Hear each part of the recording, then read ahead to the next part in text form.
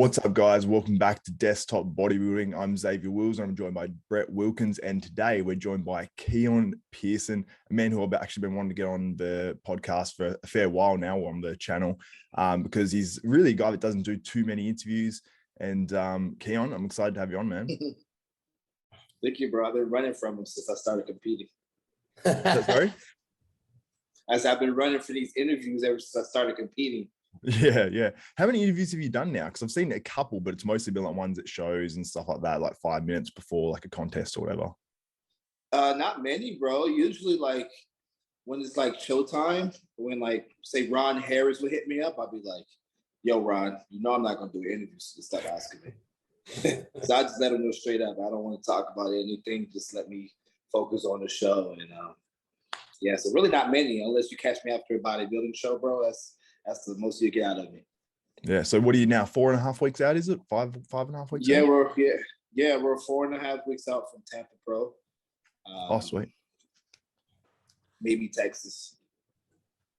Yeah, cool. That's why I wanted to get Keone on here, man. I knew he couldn't say no to me, but like I know Keone very well personally, especially over these years, and I know his personality and stuff. And he, I want more people to see that because he keeps himself in prep, which is awesome, and I respect that because he's just grinding right now. But I was like, hey man, let's just get on here, talk a little bit of bodybuilding, anything you want to talk about, but just get your personality out there, man, and get people hyped to see you.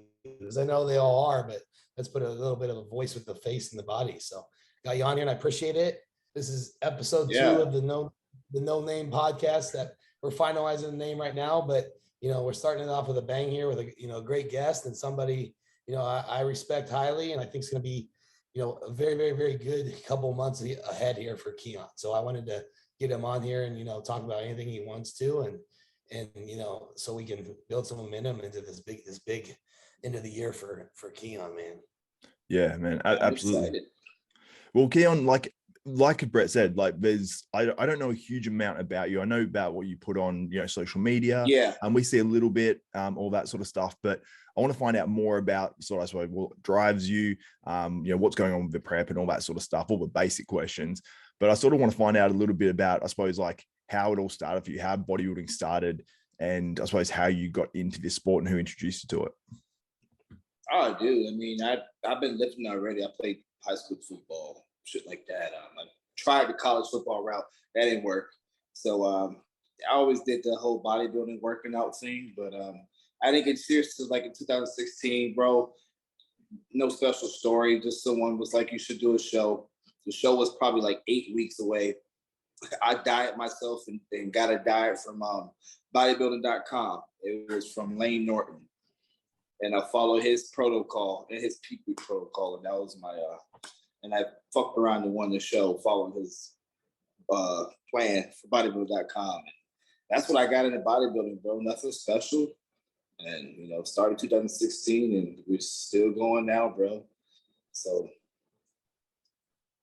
that's too special. Where do you think that? So, for me, I learned how to train extremely hard, with intensity, from my college football days. Obviously high school, you kind of just lift because they tell you to. In college football, it goes up a next level. You start tracking progressive overload, bringing intensity because, it's more of a job in college. You know what I mean? So without you, pursuing sports into college, and I've trained with you, I know how you train, and some of that, it's continued to grow, especially these last couple of years. But you've always been training hard, even when you were down in Georgia and stuff. So what would you contribute that to? Was it watching videos? Was it watching the guys before you, or is it just you go to a dark place or what? Honestly, bro, it was from the Gas channel, man. I've been wearing Gas clothes for a while. And even a little bit, I would say, before I got into bodybuilding. And I used to watch those black and white videos of Branch. And I saw videos of Johnny. And that's honestly where I got my training style from, was from specifically them. I saw them training and they were just fucking maniacs. And I was like, I like that intensity. And that's honestly where I got it from, was from the Gas channel. And that's crazy. Yeah.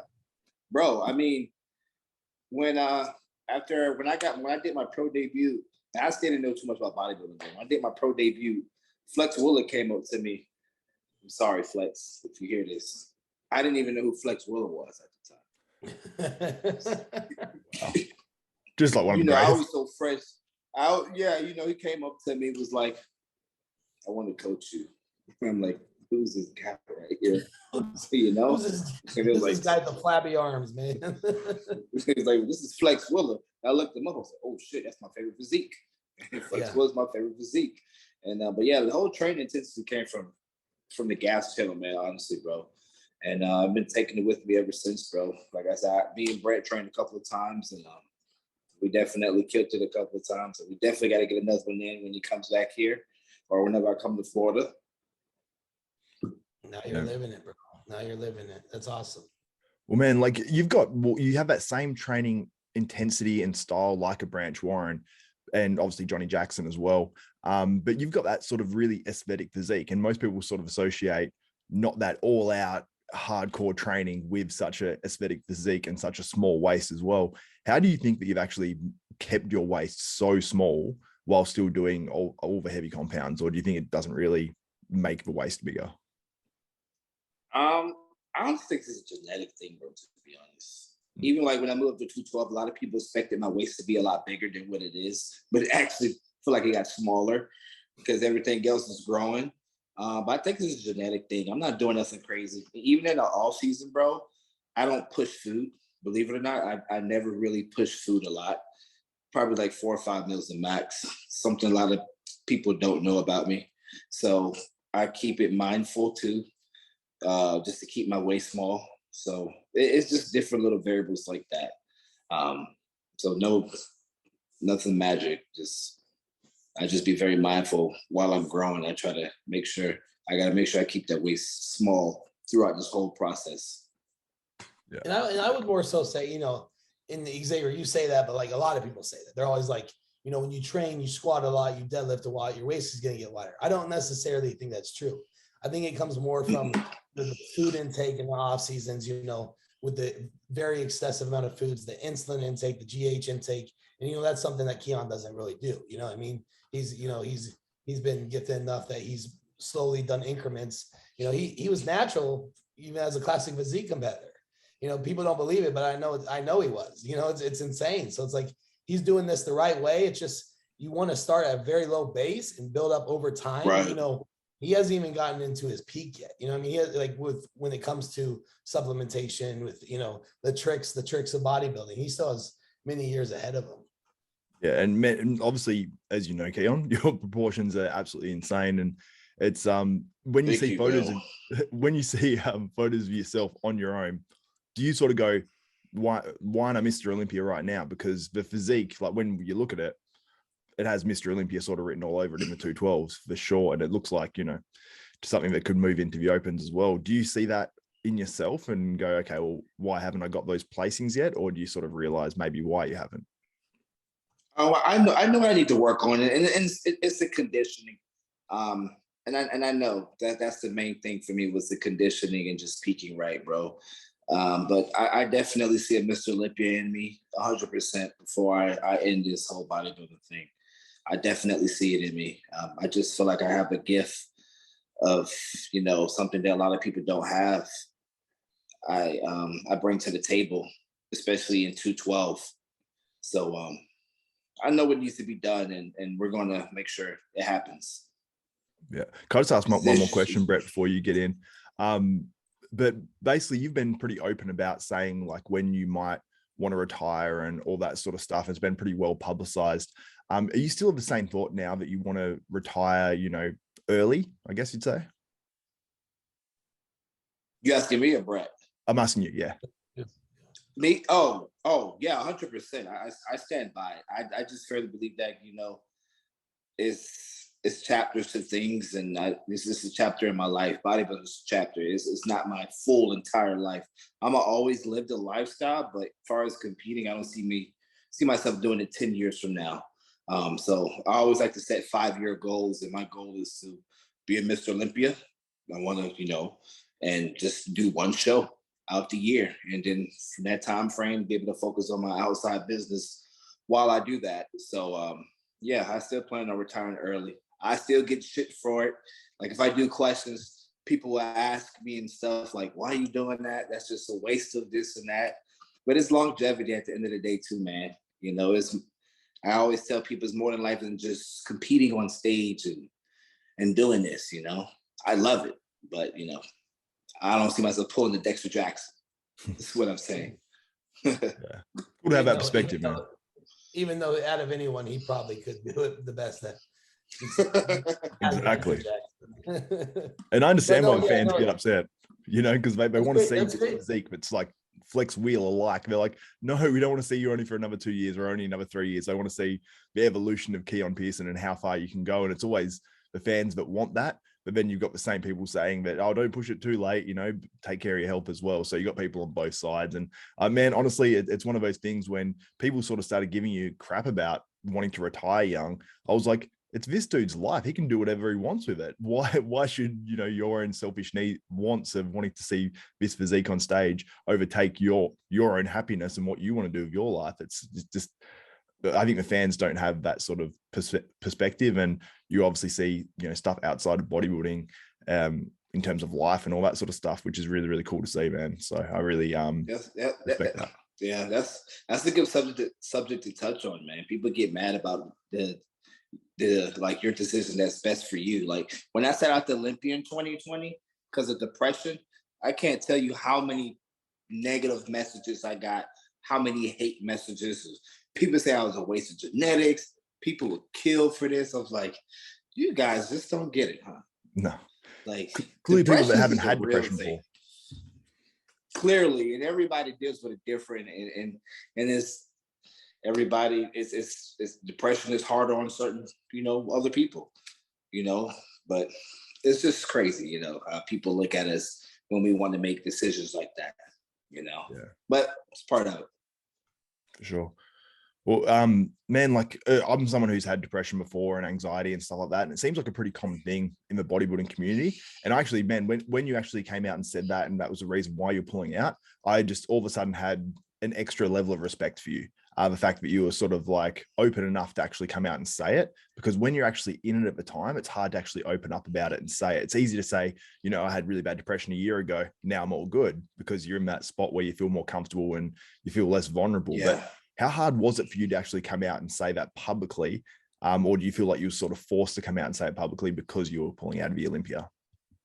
I think it was kind of in between both. You know, I was coming from a Chicago Pro win, and I remember I was in San Diego, and I was like, I don't know. I was telling my ex-girlfriend at times, like, I don't think I can do this. That was just in my head, and then that's when the depression got worse, and I felt like I had to. You know, I didn't want the judges be looking. I didn't want Tyler Mannion and Steve looking for it, you know, for me to compete if I wasn't going to prep. So I had to tell them something, right? I had to make a public announcement. You know, I knew that I wasn't competing. At the Olympia after Chicago Pro, and everybody kept asking me, "You ready? I can't wait to see you on stage." So I had to say it. You know, it was hard. It was hard, but you know, it was something that needed to be done. I think most people would not have done that because they're so worried what other people say. But it was either, you know, be on this earth right now or you know, freaking try to do the Olympia and wind up killing myself. It was bad, man. I actually want to make a video and go on.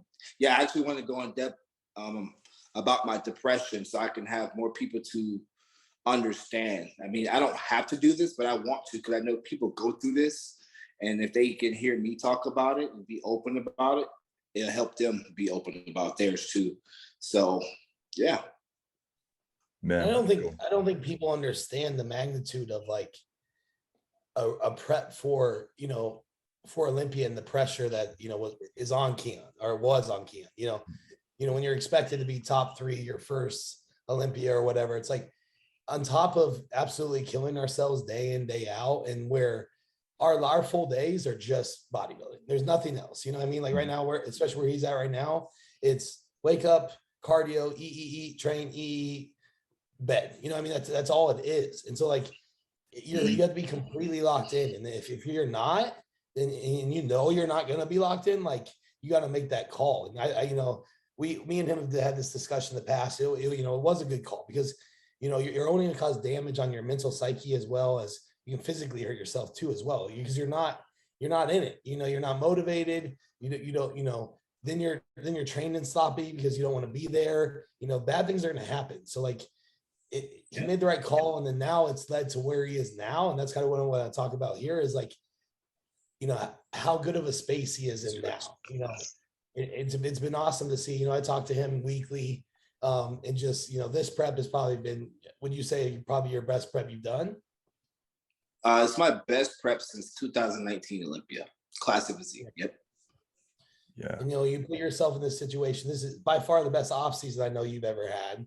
You put yourself in the situation going down to Dallas, being with the Gas family, and I didn't, I honestly, to be 100%, I didn't know how he would do down in Dallas, just because of like, like you said earlier, Branch and Johnny, they're just different dudes in training and stuff, and they bring a different intensity. There's no bullshit and stuff.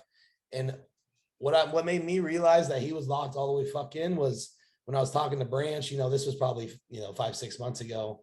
And I asked him about Keone, and Branch only had great things to say about him in his off season, him training his ass off, him all the way locked in. And so that's when I knew that, he used some motivation maybe from last year's Olympia, just to like set himself up for this year. And and now it's just going to be a special year for him ahead. So it's going to be cool to see. I can't wait for it to unfold and watch. But we ain't going to put any pressure on you because it's just going to be you taking care of business. I know, we know you're ready. So it's just doing your thing now. Yeah. Nope. It's time to put it all together now. Man, I was wondering, Keone, if you look at last year's Olympia, like I haven't heard too much about, like, I suppose what went down and all that sort of stuff, because, obviously you had such high expectations because everyone's like Keone Pearson, he's, this guy who's going to potentially come in and win it and all that sort of stuff.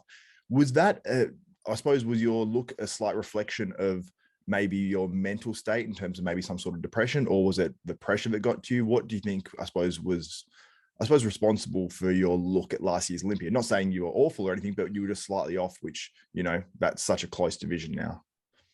Oh man, I was completely off. 14th, that speaks for itself right there. There's no sugarcoating on that one. But it wasn't depression, bro. It was more so just pressure. I actually told this story. People call it bullshit. I'm just telling you what happened. And actually, I have a picture I can actually send you too, just for like, proof of how bad it was. But I flew into not Tampa. It was in Orlando. Where the hell? Orlando. I flew to Orlando, and I was 201 or 202. That Wednesday, I couldn't use the bathroom the whole entire day. I didn't poop or anything. And the goal was to, like, the last 2 days was to load up, because I was like there. Like, that was like the whole plan. And I remember that day, I weighed myself and I was like 213, 214 during that day. Remind me, I was 202 that morning. And I told my coach, was like, I haven't pooped. My ankles are swollen. My legs are swollen. My face got really swollen, poofy. Estrogen, everything, just cortisol level, everything just went to the roof. And I was like, holy fuck. I was like, I'm not competing in Olympia. I'm not doing this. Called my mom, called my dad. I was like, I'm not doing this show. Straight up. Like, this is terrible. I just put on a bunch of water weight, and that's came from stress and not using the bathroom. So we did, I think it's an enema or something that makes you use the bathroom. I think I did like 2 of those. And I wind up dropping all that the next day from using the bathroom. And I got back to like 203, 202, but it was a very watery look. It wasn't a hard look. It was like a stressed, tired look. Yeah. To like, fuck. It was a total opposite when I flew in. And so we don't know what happened. My coach thought it was something with my gut. We don't know. So that night we took like a half diazide, and he gave me a little bit of carbs, which the calling wasn't a good call. And then the day before the show, we didn't even like really carb up because he was afraid that it was going to happen again. Like, something was going to happen with my gut. And that's why I was on stage extremely, extremely soft and flat. And Yeah. that's what had happened. I couldn't use the bathroom. I put a lot of water weight. I stressed. And we did the carb up and we took a half diet. That's just nip it in the bud. And that was my Olympia look. So for people to say you wasn't dieting or you wasn't doing this is bullshit. Man, it's crazy when your body's so vulnerable. Like obviously at that stage, everyone's, changing things, flying, all that sort of stuff. So much stuff can happen. And obviously stress can do crazy things to your body. And I've experienced this myself when I've been in high stressful situations. And even, me competing at a low level. I remember I was competing once and I had athletes competing and stuff as well. And I had like 2 hours sleep and it was like 2 nights before the contest. I'm thinking, this isn't good. And my body, the same thing. It had that stressed out look, like where the muscles are flattened. You're just holding fluid and you're the same weight, but it just doesn't look right. It doesn't look the same. And I've experienced that as well. And then you get stressed about the way you're looking, and then it just sort of, it snowballs pretty much. And so I totally understand that. And obviously you had some issues where you were completely backed up. So that's pretty brutal, man. But do you have any techniques now to maybe reduce that stress? Because, I think everyone now has sort of maybe not lowered their expectations, but gone, oh, we don't know if Keone's going to hit it 100% conditioning wise. You know what I mean? So they're sort of at that point now that do you feel like that sort of takes the pressure off a little bit? Well, I think it's the proof of the pudding now, just the way I'm looking and the way I'm posting more. It's more confident. I didn't post nothing like that during Olympia. Nothing like that. I didn't post my legs. I didn't post a lot of conditioning checks. Now it's like, I know what I got under here. And now I got a new coach, is Pat. I don't think Pat's going to put me on stage if I'm not where I need to be. So the stress on that end is like, okay, I just follow what he say and I feel stress-free. It's like no pressure on me, even going to Tampa, bro. Like I'm literally enjoying feeling like shit. Like I'm extremely tired right now, but you may not can tell, but I'm just embracing it because this is going to pay off, bro. Like I'm about to have fun in 4 weeks. Yeah. I'm about to do something people told me that I couldn't do. Like I have so many screenshots on my phone from YouTube comments of people saying, well, it's not going to happen. And I can't wait to post it after the show. So yeah, man, it's not going to talk too much on it. Everything is going to show in the next 4.5 weeks. Yeah, definitely. Tell us a little bit more about, I've seen the changes these last couple of weeks, but kind of, how it's been with Patrick Tuor, a little bit about him, him not being American, I don't think as many people know about him, but he's obviously a great coach. I knew that from Ian as well as Hollingshead, things like that. But, what has he done for you, and what have you kind of seen? You don't need to go too much into detail on specifics, but just, the comfortableness that you're getting from him as well. He's just very hands-on, bro. Like, dude, like I can't sleep after this. I wake up at 4 o'clock every morning. I lay down, call him at 4:30 in the morning, and I put my phone up and we'll just pose. We'll hit some poses. First thing first, he'd be like, turn around and see your glutes. He don't care about nothing else. He'll see your glutes and hams because that's the answer for him. And then we'll flex that, do what we got to do. He's like, okay. He'll send me my meal plan for the day. He'll give me a pep talk. Like every day it's not going to be good. And some days it's going to be better than some days. And he'll just tell me something like that. And we'll get off. I'll send him pictures post-training. We'll talk again. And yeah, it feels like he's here, man. Like he asked how I am, how I'm feeling mentally, physically. Hey, Keone, how's your training? With him being so far, I feel like he's here. So he's an amazing coach, great with communication. Today's a perfect example. I see him, he asked for some check-in pictures after my post-training. And I got it in my head. I was like, these pictures don't look good to me. Pat called me. He's like, get out your head before I come off that flight and beat you up. Get on the flight and beat you up.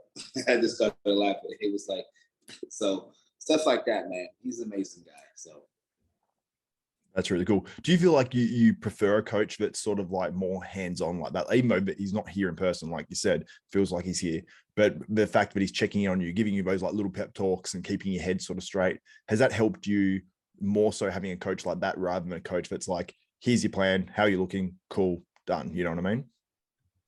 Yeah, 100%. I'm not asking a coach to hold my hand, but that helps though. Like my best look was Olympia 2019, and that's how it was with my coach. He was on my ass, and I actually was living with him for the last month for the Olympia too. So that helped too as well. yeah, so having someone check on me like that helps me, so 100%. Yeah, for sure.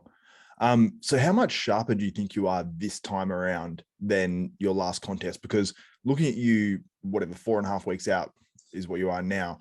You're looking like, even when you were 8 weeks out, probably you were looking sort of how you look maybe like 3, 4, 5 weeks out or something of other contests. Has that sort of been the plan, to get ready early and then to sort of dial it in? Yeah, but also my offseason was fairly lean. If you could go back to my guest post I did in Sweden, I started off with a lean look anyway. So, plus when I went to Sweden, I went to Sweden at 218. I was 218 when I went to Sweden. When I came back 2 weeks later, I was 209. Oh wow! I was off everything, so I didn't bring anything with me as far as gear wise. So I started really lean when I started this prep, and then everything just pretty much clicked pretty fast. So it put me in a really good conditioning for this prep. Yeah, you can see on screen here. So right, look absolutely right here, that insane condition. let's see. Yeah, that's probably right there. That's probably like 215, but not on anything. I don't know, 217. Yeah, it was about 217. That was like that weekend when we got there. Mm-hmm. Yeah. Yep. And then after that, I only ate like 3 times a day, and then I dropped a bunch of water weight when I came back home and started prepping. And so we started pretty lean, bro.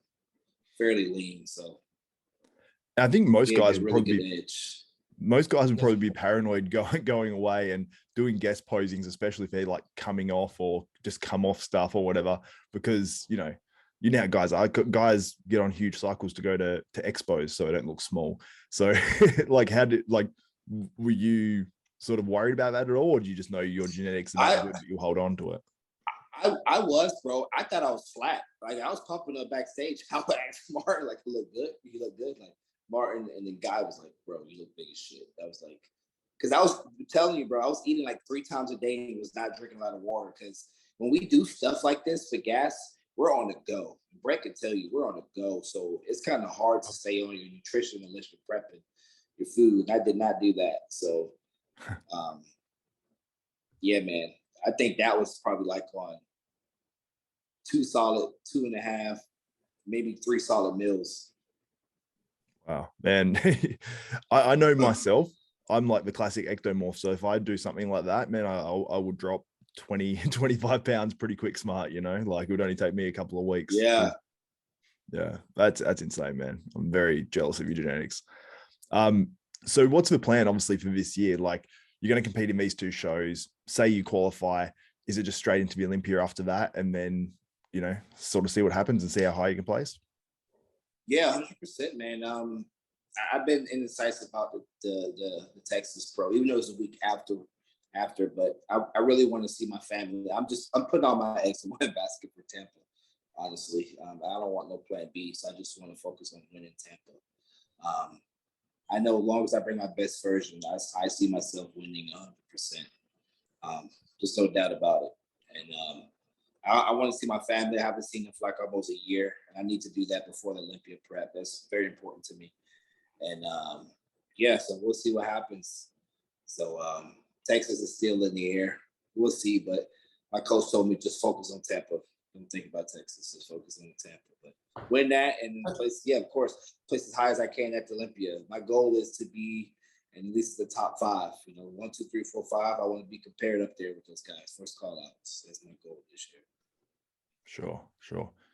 That's the scary part is you'll have an additional couple months with Patrick Tuor too, leading into the Olympia. So just more time to improve, more time to work with him, so it'd be setting you up very well. Yeah, he's pretty fast learning, man. He learned my body pretty quick on like, okay, when we do refeeds, it's like, you're still really flat, but you got a little bit of pop. So he's like, okay, if we did 2 more days, you'll be there. So he's picking up pretty fast on my low and high days. And it's going to be good too. We can rebound perfectly post-show. I never rebound perfect after a show before. So having Pat being so strict the way he is on his clients, especially when it comes to post-show and stuff, that's going to help me a lot to see what we can do for those. I think I have like 5-6 weeks off. 5-6 weeks before Olympia prep. So I think that's enough time to do a good rebound. For sure. See what happens. You got a question, Brett? No, go ahead. Okay. I was just going to say, do you normally post show, because you said you never had a really good rebound or don't usually have a really good rebound after contests? Is that just because you finish your contest and go, okay, cool, it's my time to chill sort of thing, or you like go eat or just have some time off training? And with Patrick, he's just not gonna accept that. He's not gonna accept that. One of my best buddies, Darren, lives here in Texas. I don't know if you're familiar with Darren, but he's actually doing Olympia. One of my close friends, and he's telling me like, you don't play when it comes to the post show. Enjoy yourself for that night.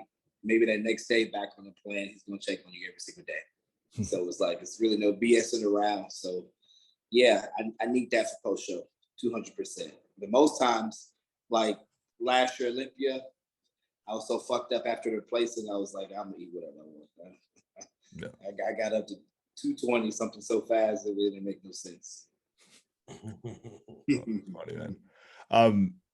Are you like, because I know one of my friends, Aaron Pilates, that's here in Australia, that does he did the 212 right before obviously like COVID and all that sort of stuff happened, and I think he placed 9th in the 212. And he I remember he did the New Zealand Pro Show over here, and he got off stage and he went and had like one burger and he's eating an apple and a salad. And he said, I don't know, man. He's like, I don't feel like it anymore now. I'm working with Patrick. And he just felt like eating clean stuff more because Patrick sort of talked it into him pretty much. So he sort of got that and stayed on the plan. He said next day he's back doing cardio and all that sort of stuff for like the Indy Pro a couple of weeks later. So Patrick's, it sounds like he's pretty strict, but it sounds like whatever he tells you guys and however he does it, it motivates you guys to actually follow that sort of strict plan and actually sort of tend to enjoy it. Yeah, exactly. So that's what he's good at, what he do, man. Stays on your well, when you see somebody working that hard for you, it only wants you to make you work back towards them. You know what I mean? So when somebody's putting that much time and effort, it sounds like, because that's all I've heard about him as well, is you don't want to disappoint somebody that's putting that much time and effort into you. And it's a great relationship. It's just he's pumping them out. So now we got Keone on the move, he says. Yeah. Now, what do you get up to outside of like bodybuilding? Is there anything that really, I suppose, like you have like big interest in terms of like hobbies and all that sort of stuff? Or are you just like all in on bodybuilding and that's your life for now until that next stage or whatever? Lately, it's been bodybuilding, but honestly, I love to travel. I always told myself when I retire, I want to be a world traveler. I would love to just travel the world and just like fucking stay in an RV in the desert or some shit. I don't know, just do some crazy stuff like that. I love food. I'm a foodie, man. I'm a foodie, so I would love to do like a world tour just to try different foods out, and film it content for YouTube, stuff like that. I'm into stuff like that. But other than that, I think right now it's just bodybuilding, especially where I'm at right now in my career, and the chances that I have to be at the top. It's just bodybuilding at the moment, for sure. Yeah. Do you have like goals of like having a family or any of that stuff like one day, or is that something that's like well after bodybuilding? Oh yeah, for sure. After bodybuilding, for sure, definitely, man. If I meet that special someone, so she's watching this. No, man. No, I'm just playing. But no, for real though, man. Yeah, definitely family one day for sure. Definitely not on my mind, but it happens when it's supposed to. Yeah, we're all sort of like somewhat of a similar age. I know Brett, like you've actually spoken about it, you and Ivana, about having kids at some stage in whatever amount of time, like pretty soonish. But yeah, it's sort of like once it hits you, sort of at like Brett, do you feel like that you want to have kids like now, or are you sort of like someone who's like, oh, we'll wait till a little bit further into your bodybuilding career? So that's something I've kind of gone back and forth on, me personally, because like when I have kids, I want to be like all in. Like I don't even want to like think about bodybuilding, because it's like I was very fortunate that my father himself was very involved in everything I did. I was 4 years old, and we'd go hit batting practice off the T-ball. You know what I mean? Like it was just like he was always involved. He coached me and my, all my friends growing up in every sport. He was like our high school football coach, our high school baseball coach. Like it was, and like at the time you're like, you're kind of like, my dad's the coach. He kind of sucks, whatever, like I can't get away with shit. But then like looking back on, when I graduated, when you move on, you're like, that was the best thing in my life. How involved he was with everything. He put everything of his personal stuff aside. What's that, you guys have seen that Instagram quote, somebody wrote, on Instagram, it was like, my dad had the same pair of shoes for 5 years, had 3 outfits, for me to be able to do what I could do coming up, and that was my dad. He was just, so that's something, I want to really be involved, like take them, so be it if they want to be athletes, which I'm hoping so. And that's why I'm married to Ivana, because I want to produce little athletes that are amazing.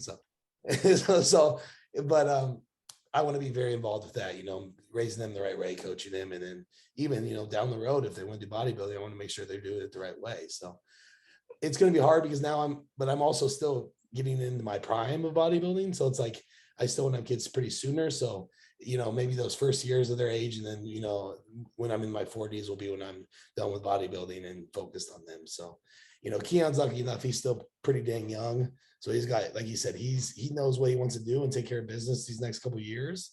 And then that opens up a big avenue through his 30s of, if that's what he chooses or what he wants to do. So he's in a great spot, man. And so, we're both excited of our futures and everything. And it's going to be, a good friendship I have with Keone. I get to watch that unfold too. Both of us, bro. I feel like we haven't done anything yet. Right. We're just getting started, bro. Yeah, both of your careers are still like early days. Even if you don't compete for a long time, Keone, you still have untapped potential in your physique, because we've seen you improve like through this prep a huge amount. We've obviously seen Brett make his improvements as well. So it's really exciting. Like me sitting back as a fan or like someone who reports on bodybuilding and all that sort of stuff, it's exciting to watch like you guys coming up, and there's a whole new wave of guys. Like both of you have, aesthetic physiques. So it's really cool to see all you guys coming through with the more aesthetics and sort of taking over some of those places in the Olympia. So I'm super excited to see both of you compete this year. Like it's going to be awesome. And just seeing the sort of the throwback. And I find it interesting actually as well. I want to ask you this, Keone, because I'm sort of like wanting to get a few different guys' opinions on it. But it seems like a lot of the shows at the start of the year, I don't want to say have weak lineups or weaker lineups or whatever, but the shows at the end of the year definitely are more stacked. Like we saw it last year with, when you had Steve Kuklo, you had Ian Valier, even the 212s, they seemed maybe a little bit more stacked near the end of the year. Do you think that's just because there's more of a cluster of shows at the end of the year? And like, why do you think that's sort of happening? And do you think we should do anything to, I suppose, make the lineups maybe a little bit more stacked, like to incentivize guys to maybe compete more?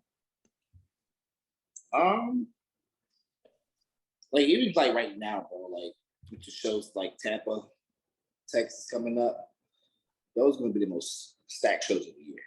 Yeah. I think people just waiting to hit those top tier shows to really show up and show face. Like Texas Pro is going to be pretty stout. I've seen a couple of lineups. I don't know, Brett, if you know anybody that's doing Texas Pro, but it's a damn good lineup, even for 212. Yeah. Oh, I've seen it. I've seen like Nathan Epler, you, a few other guys mentioned as well, and I'm like, wow. Yeah, I thought Nathan was doing open, and I saw he was doing 212 again. I was like, okay. Yeah. He told me he was taking the year off to do open, but that's easier said than done. I mean, we saw that last weekend with, remember we talked about that with Jason Lowe. We were like, you need some more time. You can't just jump in a few months. And he came on and looked, it wasn't quite ready yet. So like, you got to put in that time, but yeah, so maybe he's learning that. But I think, as you know how it is, Keone, we just like to compete too. So it's like, it takes a whole different mindset to sit out for like 2 years. So a lot of people just want to get back on the stage. I didn't see myself, bro, when I did 212 after 2019 Olympia, I didn't see myself competing in 2020 at all. I mean, that was fast. That was 12 months. I went back, I got back on stage. I didn't see that happening, but I think when you're doing open, it's just different, man. Y'all guys are different breed, man. Both of you guys have done the switching of divisions. Like obviously, Brett, you've come from what, like Classic Physique through do you go 212 and then open? Yeah, I competed in 212 shows and then went open. Yeah, I never competed Classic in the pros. I I couldn't make the weight after I went pro, and then did 212, and then realized that potential was going to be continued to get bigger. Yeah, and then I always obviously, would ask you. Oh my bad, I didn't mean to cut you off, bro. no, you go, man. I'm going to ask you, what made you want to do 212 at the time, Brett? Well, it was just, I've always been, and you know this, I've always been someone that is just more about improvements, man. Like, what started me with this is like you, it's just the training. So I knew when I went pro, like, I'll send you videos sometimes, but when I went pro in Classic, I probably dropped 15 pounds of muscle just to make the weight class. I remember starting the prep, like you said, like starting the prep, like I was 6-7% body fat at 13 weeks out. You know what I mean? So it was just eating away at muscle. And at the time I didn't really know better. That's when we were back in Iowa. I didn't know really about the category. Like looking back at it, I've said this many times, like I would have went a different route of like, I would have done like heavy weights and then took more time in the amateurs and build up. But that's how it worked out. And, I was able to make that 190, I think it was 197. But then right after that, we moved to Denver. And then I started training, going to this atmosphere, this bodybuilding atmosphere with Phil Heath all over the walls. All I wanted to do was train hard and eat, So I went up to 242 in like 3 months, you know what I mean? Like I remember I was like, Crazy. there's no way I'm making the Classic cutoff, because I think it was like 205 or something. But I still had to eat away a lot of muscle to make 212 even, it wasn't a good look. So that's what kind of decided like, I'm going to look better at those, 230s, 240s, 250s. So that's just took time off and got it done. That's good. That makes sense. Keone, I remember hearing actually, like, I don't know when it was, if it was like 6 months ago or if it was just after last year's Olympia or when it was. And I don't even know if I reported on it at the time as well, but there was rumors or you came out and said or something about you going back to Classic from the 212s. Was that directly from you, or what actually was going on there?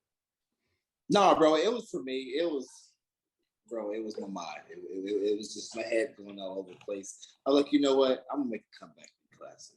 I was like, I just really let pressure, social media, and everything get to me. And I can admit that a lot of people won't. I'm an open book. I will. I admit I let social media get to me. I let the negativity get to me. I was like, okay, maybe if I come down to Classic, I know I'll be in shape because I'm forced to make a weight cap. And I knew what I looked like then. I was like, okay, well, maybe if I lose some muscle with the new density, I'll just look, insane. So I got off everything. I was doing cardio every day, a good bit of cardio. I was eating maybe like 3 times a day on purpose. And the weight wasn't dropping. Bro, the weight wasn't dropping. Well, I was training with Martin every day. And Martin was coming from a post-show rebound. So he was strong as an ox. And he was finna crank up his off season. And I was off everything. I don't even know how I even hung with him, to be honest, training. I still don't know. I look at the video to this day. I was like, I don't know how I was lifting like that, being off everything. And I was like, well, someone told me the only way you're gonna lose size, bro, muscle, is you have to start working on for at least a month or so. Like at least not touch a weight at all. And I was like, yeah, let's do 212. Got on everything.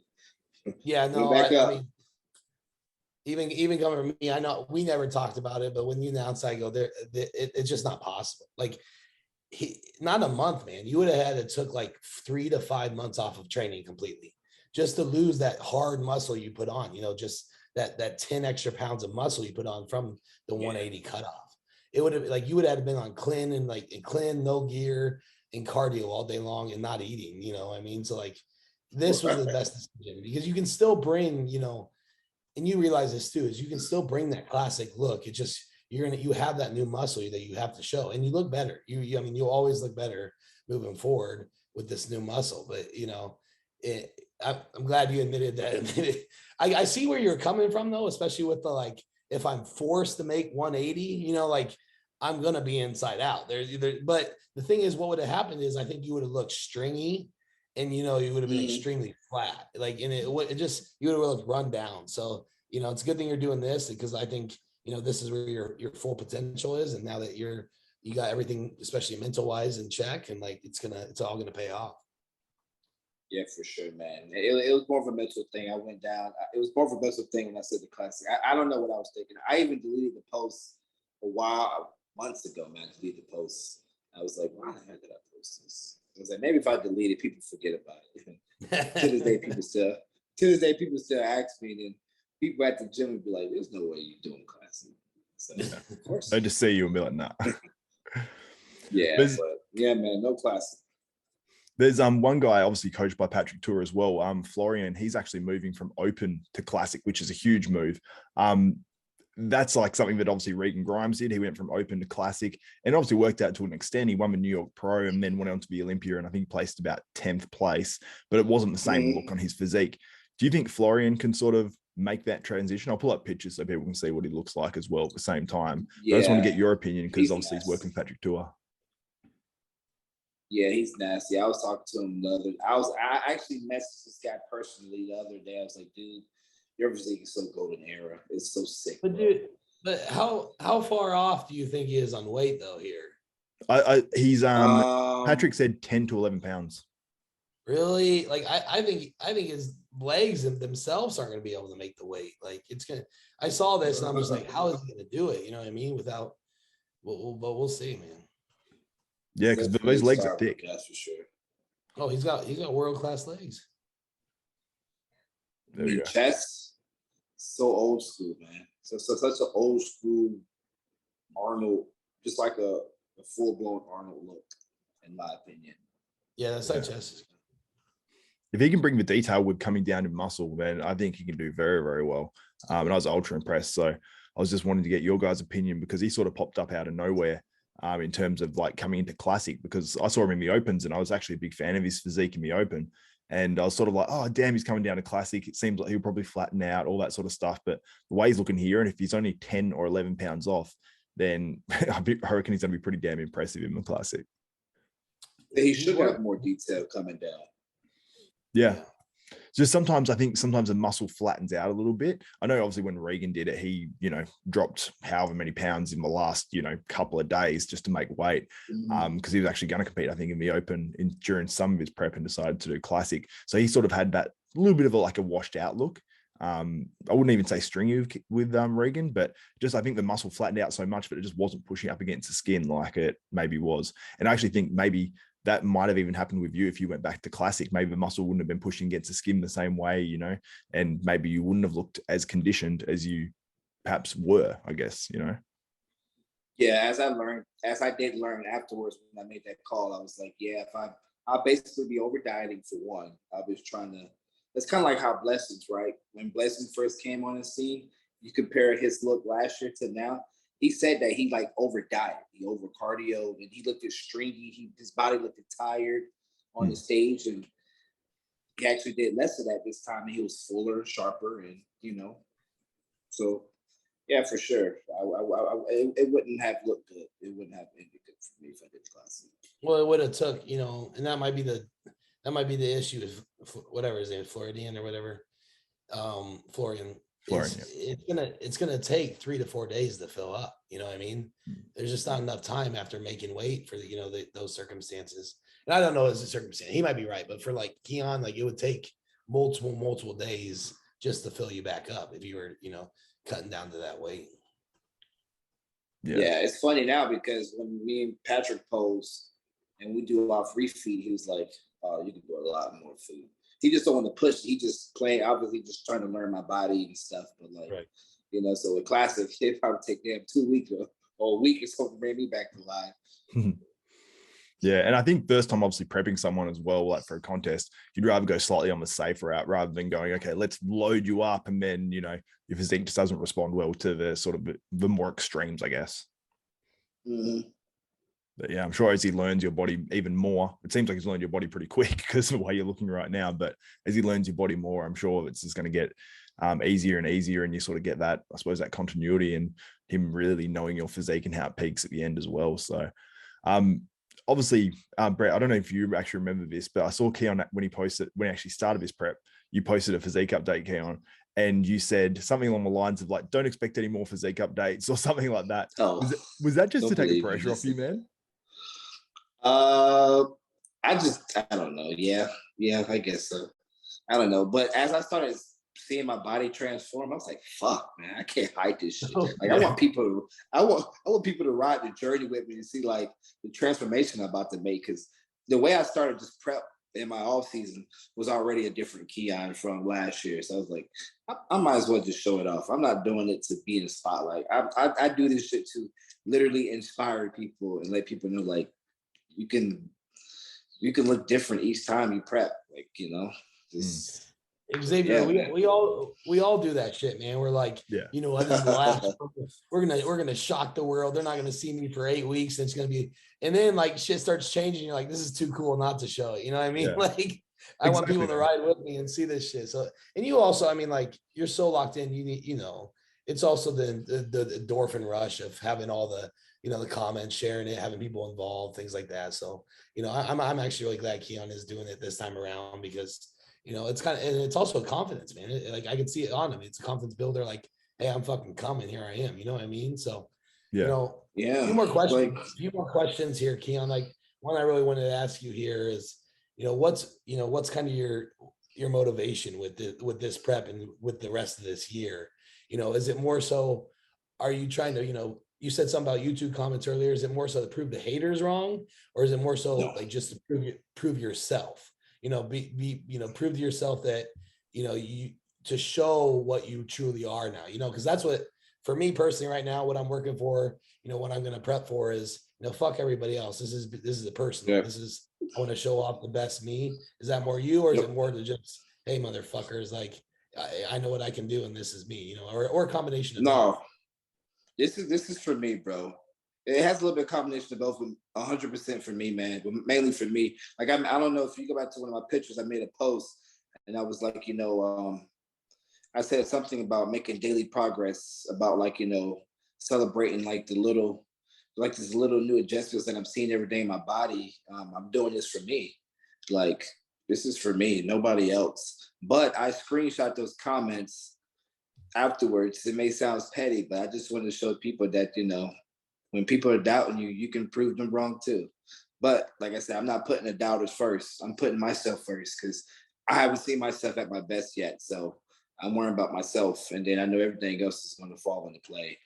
So for me, this prep is for me, man. This is for me.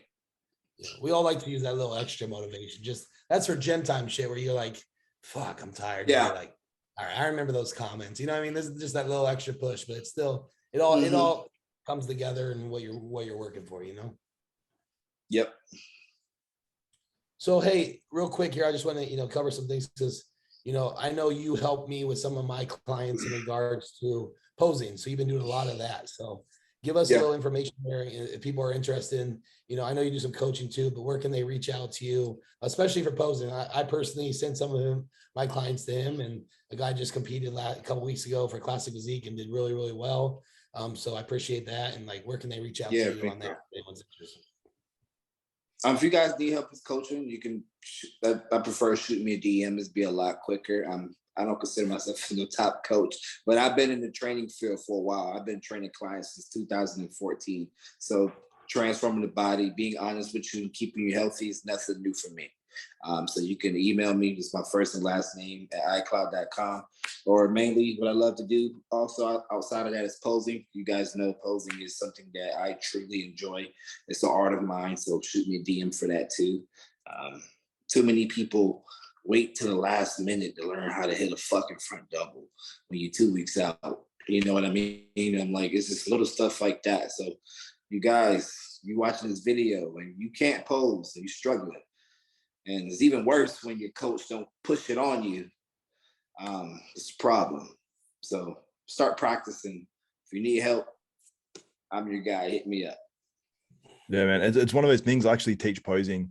Not so much where I moved. I just moved states just recently, but where I was at the time, I do maybe 6 posing sessions a week with people, and so many people will come last minute, 2 weeks out, like you said, and be like, okay, how many sessions do I need? Just like maybe the last 2 weeks we'll do 1 session each week, and I'm like, nah, like if you want to be, you know, half decent, you need to put in 5 sessions, 6 sessions at least at a bare minimum. But the guys that come to me 12 weeks out, 16 weeks out, and actually learn the right habits, and they can actually practice the whole way through their prep, they are so much better at posing than all the other guys. And then the guys that don't do anything, they're obviously terrible, and they literally prep for 16 weeks and then don't even know how to display their physique. So it's such an important part of a prep. And, you know, having people like you, and the fact that people can do it, I assume, over like FaceTime and all that sort of stuff as well. But yeah, so cool, you know. Man, the worst people that I get, bro, is the fucking people that hit me up and be like, can you help me with a routine? I was like, okay. And they can't even hit a fucking mandatory pose, right? If you can't hit a mandatory pose, what makes you think you can do a routine? You're doing the opposite. You know what I'm saying? So it's crazy. It's crazy. I think people just see your routines, man, because like for me, I mostly get people just saying, I need to learn, you need to teach me how to pose, you know, just basic.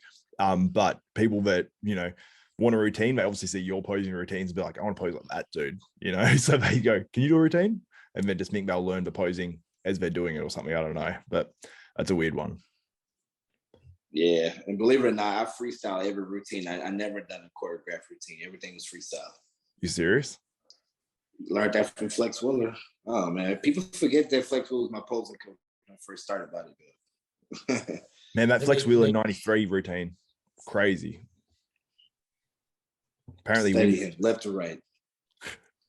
Was that the Arnold one? Things Olympia. Huh? No, I'm talking. Was it the Arnold one? He had a nasty Arnold one too. I remember that one. Yeah. It's my flex. Yeah. Yeah, he did. One of them was DMX. Yes, that's what I'm talking about. Yeah, he was hitting it with the beat, with the back poses and stuff like that. Yeah. Yeah. That was probably one of the best ones I've seen for sure. Was that the one where he does that thing with his quad where he's like waves his hand in front of it and or whatever he does? Do you know that one? Pretty sure he did. Talking about slap his quad.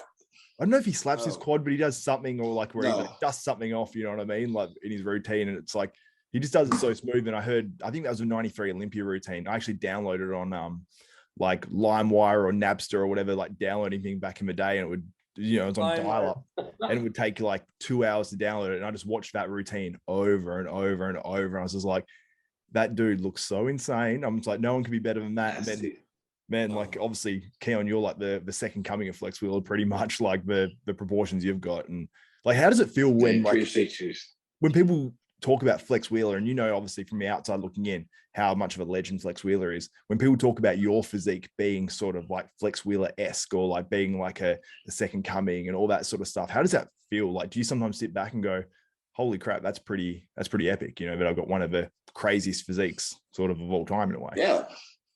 That's the huge compliment, man, especially in the 212 category. At least, like, a lot of guys have, they're you know, they're either blocky or they, you know, I'm sure you guys can vouch. A lot of them got guts still, stuff like that. So to be able to have a small, tight waist with the round muscle bellies and to be able to pose classic like he did, yeah, that's huge for me. That's a huge compliment, man. Yeah, well, man, it's the truth. Honestly, it's like, and I think when we look back after you retire and years down the track, people will still be talking about Keone Pearson because of a crazy physique. Like, honestly, I believe that, and you're going to go down in history no matter what, I think, at this point, because, you know, there's certain physiques you see from back in the day and you go, look at that dude's physique, like a Bob Paris. You've got obviously like Lee Labrada's, you've got all those sort of epic, iconic physiques, and I think you'll definitely be one of them, man. I appreciate you, brother. That's a huge compliment. No worries at all, man. Brett, do you have any other questions? No, but first you got to take care of business, Keone. So get to it, and we'll see you in Tampa. All right, we'll be celebrating with you on here. Okay. Yeah, we will, man. Manifesting that shit right now, man. All right. Hey, man, we really appreciate you coming on. I told you we'll give you an hour. You got some sleep. Yeah, thank you, bro. No, thank you for coming on and being the first official guest. We'll have you back on down the road for sure, especially when you're nice and fat after some post-show burgers and stuff, feeling more energy. Hell yeah. So we'll get you back on here, and then you're gonna come here probably in a couple months. You want to come say hi real quick? Look, She's sticking around the door. Shit. Don't tell people you're mowing. You make me look bad, and I'm in here just on the computer, and you're outside mowing. Fucked up. No, you know what's that moment. She said, "Kiki, you know." Don't. What's up, girl? I have a white t-shirt on. She's great. No, thank you. All right, guys. Well, again, thank you, Keone. Xavier, you send us out here with the outro. Yep, Keone. I'll just give you a chance. Thank your sponsors as well, and thank whoever else you want to thank too. Appreciate shout out to got the Pump Town Axel Sledge. Shout out to Gas always, and I appreciate you for having me on here, man. You caught me at a good time. Yeah, I'm glad, bro. I'm glad. Good time. I finally got that interview. Yeah. I had like interviews lined like that I've always wanted to do. Like one of them was Jay Cutler, one of them's you. There's a few more on the list as well. And you've been hitting me up for a while too. Yeah, bro. When Brett said he couldn't say no to me, I was like, oh, you got it. Yeah, when Brett said he's like, oh, I reckon I'll be able to get Keone on. I'm like, hell yeah, because yeah, I've been hitting you up for a while, and man, you always replied to me, which was cool. Like I don't. Like some people will just straight up ignore it and stuff like that. And you actually hit me up and you're like, nah, man, I don't do any interviews pre-show. And you're like, nah, like I'm not really into interviews right now. I'm like, man, totally respect it. And I just reached out every time and said, hey, bro, I know you're probably going to say no, but just in case. And you was always super polite to me, man. So that's massive respect for that as well. Because even though you didn't want to or didn't feel like doing interviews or whatever, I definitely didn't take it personal because of the way you handled it. So I just want to give you a shout out for that. Thank you, brother. Appreciate you, man, for having me. Can't wait to be on here again. No worries at all, bro. I like that, and I'll definitely hold you to it. But anyway, that's it for myself, Xavier Wills, Brett Wilkin, and Keone Pearson. We are out. Peace. That was awesome, bro. Thank you so much. Man, thank you so much, bro. No, that was good. I think people will really like it, man, because like Brett said, like you've got like a cool personality. There's more about you that people want to know, and I think the more you more people hear you talking on camera, the more people will be even drawn to you personality wise as well. Cause the same thing with Sean Roden and Cedric and stuff like that. Like there's a whole bunch of other guys as well that sort of stay a bit more, like to themselves. And I think people just want more from them. They want to hear their, I suppose, their personality and what they're about to sort of come out. And some people obviously don't like certain people, but I think, right. Some people hate me, some people hate Brett, some people hate everyone, but I think like honestly, like 90-something% of people will be drawn to you and like you because you got a likable personality. You've obviously got like a crazy physique as well. So people will, want to like you in a way as well because of that. So and I think just being honest about everything, that's such a pointers, especially, because you don't talk about it much, but just with the depression as well as, I wasn't thinking at that time. That was funny as fuck. Like, I don't know what I was thinking with the classic. No, people appreciate that. Yeah, dude. I appreciate you coming in. Man. Yeah. We'll talk soon, Keone, all right? All right, brother. I appreciate you guys, man. Yeah, man. If there's anything I can do as well to help, like if you want any of this stuff cut up for your Instagram or if you want anything for like a YouTube channel or whatever, just let me know, bro, and I can help with any of that sort of stuff. Just send me a DM or whatever. Dope. I may get a raw clip from here or something. So I'll think about what we talked about. Yeah, man, of course. Sweet, bro. Anyway, I'll let you go. All right, brother. Later. Take care, man. See ya. See you, Brett.